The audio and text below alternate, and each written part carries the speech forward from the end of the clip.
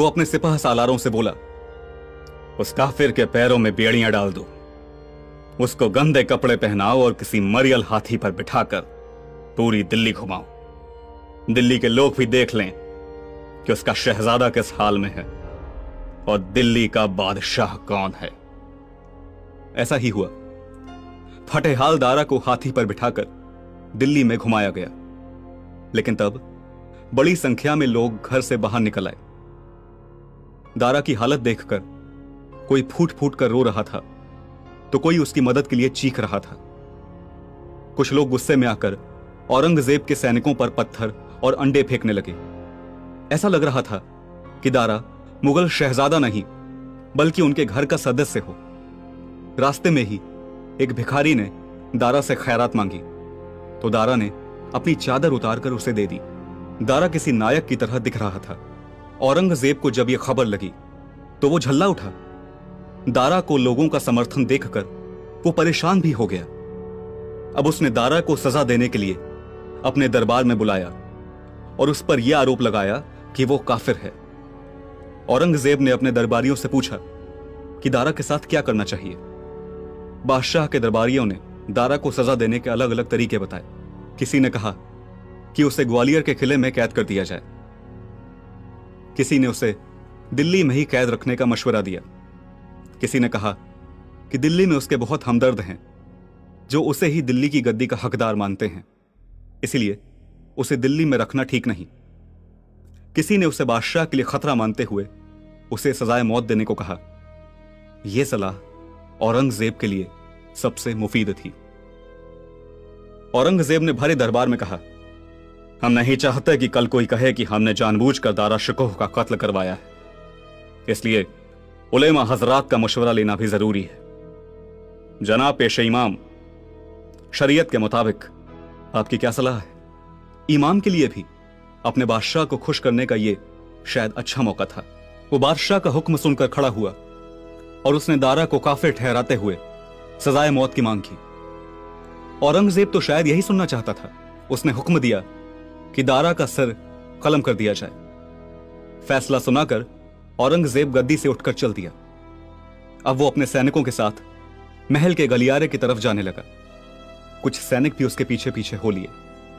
दारा शिकोह को भी शायद पता था इस लड़ाई के अंत में उसे या तो तख्त मिलना था या ताबूत।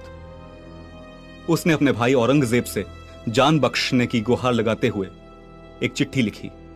दारा ने औरंगजेब को लिखा, मेरे भाई और बादशाह, मुझे सल्तनत की ख्वाहिश नहीं। मैं चाहता हूं कि यह सल्तनत तुम्हारे और तुम्हारी आने वाली नस्लों के लिए बरकत वाली साबित हो। मुझे मौत के घाट उतारने का तुम्हारा इरादा गैर जरूरी है। अगर मुझे रहने के लिए एक जगह और मेरी तीमारदारी के लिए मेरी कनीजों में से कोई भी एक दे दी जाए तो मैं सुकून से अपने घर के किसी कोने में आपके लिए दुआ करूंगा। औरंगजेब ने यह चिट्ठी पढ़कर जो चेहरा बनाया वो साफ कह रहा था कि उसके दिल में अपने भाई के लिए रहम की कोई गुंजाइश नहीं है। उधर औरंगजेब की कैद में दारा और उसके बेटे सिपहर शिकोह को पता नहीं था कि आगे क्या होने वाला है। दारा को तो यहां तक शक था कि औरंगजेब के सैनिक उसे जहर देकर मार सकते हैं, इसलिए उनकी कैद में वो अपना खाना भी खुद ही पकाता। 10 सितंबर 1659 की रात भी वो लाल किले की एक बंद कोठरी में एक चूल्हे पर हांडी चढ़ाकर दाल पकाने में जुटा था। सिपहर चूल्हे की लकड़ी जलाने में दारा की मदद कर रहा था। तभी अचानक कोठरी का दरवाजा खुला। दारा ने देखा कि औरंगजेब का खास सिपाह सलार नजर बेग और कुछ सैनिक हाथ में तलवार लिए अंदर घुस आए। उनके हाव भाव देखकर दारा का बेटा सहम गया। दारा के चेहरे पर भी डर उभर आया। फिर भी दारा ने नजर बेग को कहा, नजर बेग, तुम यहां? जवाब देने से पहले अपनी लाल आंखों से देखते हुए नजर बेग ने दारा शिकोह के बेटे का हाथ पकड़ लिया और बोला, चलो मेरे साथ। दारा शिकोह का बेटा बहुत बुरी तरह डर गया। नजर बेग की हरकत देखकर दारा को गुस्सा आया। वो चिल्लाते हुए बोला, लेकिन क्यों? एक बाप की तड़प देखकर नजर बेग कुटिल हंसी हंसते हुए बोला, कैदी को सवाल करने का हक नहीं। एक सिपाह सालार के इस तरह अपनी हैसियत याद दिलाने पर दारा शुकोह जरा नरम पड़ा। वो नजर बेग से बोला, क्या क्या तुम लोगों को मेरे कत्ल के लिए भेजा गया है? दारा की नरमी से नजर बेग भी नरम पड़ा और बोला, हम कुछ नहीं जानते। हमें हुक्म मिला है कि आपके बेटे को आपसे अलग कर दिया जाए। वो दारा के बेटे को खींच कर ले जाने लगा।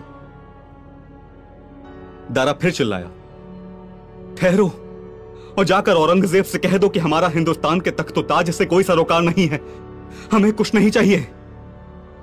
अपने कैदी को चिल्लाते देख नजर बेग फिर गुस्से में आ गया। वो भी चिल्लाते हुए बोला, हम बादशाह का हुक्म बजाने आए, आपकी खबर आलम पनाह तक पहुंचाने के लिए नहीं। अपने शहजादे को हमारे हवाले कर दो वरना। तभी दारा शुकोह ने तकिए के नीचे दबे सब्जी काटने वाले चाकू से नजर बेग पर हमला कर दिया। दारा के अचानक हमले से बेग मामूली घायल हो गया, लेकिन उसके साथ आए सैनिकों ने दारा शुकोह को गिरा दिया और उस पर तलवार तान दी और बाकी सैनिक उसके बेटे को खींचकर बाहर ले गए। सिपहर चिल्लाता रह गया, लेकिन उसकी किसी ने नहीं सुनी। इसके बाद दारा शुकोह के सिर पर तनी तलवार भी चल गई। दारा का सिर कलम कर दिया गया। बादशाह औरंगजेब के आदेश से दारा के कटे सिर को धोकर थाली में सजाया गया और उसे एक चादर से ढककर औरंगजेब के सामने पेश किया। जब वो थाली औरंगजेब के सामने पहुंची तो उसने चादर हटाई और दारा के उस कटे सिर को देखकर घिनौनी शक्ल बनाते हुए बोला, बदबख्त, मैंने इस काफिर का मुंह तब भी नहीं देखा था जब यह जिंदा था। कहते हैं कि औरंगजेब यहीं नहीं रुका। उसने भारतवर्ष के दर्शन और सोच को पूरी दुनिया में प्रचारित करने वाले अपने भाई की लाश को दोबारा दिल्ली में घुमाया ताकि किसी को कोई शक ना हो। दारा शुकोह मरा, लेकिन उससे पहले उसने भारतवर्ष को बहुत कुछ दिया। सुलह कुल की अकबर की नीति को वो आध्यात्मिक स्तर तक ले गया। धर्मों में भेद नहीं है, यह बात वो अपने आखिरी समय तक कहता रहा। नियति के सामने दारा शुकोह भले ही हार गया, लेकिन उसके विचार नहीं हारे। शायद इसीलिए इतिहासकार हरबंस मुखिया कहते हैं कि दारा शुकोह का महत्व भारतीय इतिहास में उसको महत्वपूर्ण ना समझे जाने की वजह से है। इस वजह और इस लिहाज से है कि वो भारत का बादशाह नहीं बना। इसीलिए यह बहस होती है कि अगर वो बादशाह होता तो कैसा बादशाह होता और उसका बनाया भारत कैसा होता। दारा युद्ध में हार गया, अपने भाई के हाथों कत्ल हो गया। शायद हुकूमत चलाने की पेचीदगियों की परवाह उसे नहीं थी, लेकिन वो इन सबसे बहुत आगे की सोच रहा था। वो ये सोच रहा था कि दो अलग अलग मजहबों को साथ लेकर कैसे देश को मजबूत किया जा सकता है। दूसरी तरफ औरंगजेब की नजर सत्ता पर थी, जो लगभग 49 साल तक चली। कहते हैं कि 49 साल के औरंगजेब की हुकूमत से हमारी दुनिया बहुत आबाद हुई। कहते हैं कि 49 साल के औरंगजेब की हुकूमत से हमारी दुनिया बहुत आबाद हुई हो, ऐसा नहीं है। जबकि दारा शुकोह को असमयक होने की टीस इतिहास के पन्नों में आज भी महसूस होती है। उसके विचार कहीं ना कहीं हमारे विचार हैं, लेकिन इसके साथ यह भी जरूरी है कि किसी भी दारा शुकोह को हारने ना दिया जाए, खामोश होने ना दिया जाए, क्योंकि इतिहास की यह कहानी हमें सिखाती है कि उस हार और उसकी खामोशी का खामियाजा बहुत लंबे समय तक झेलना पड़ता है।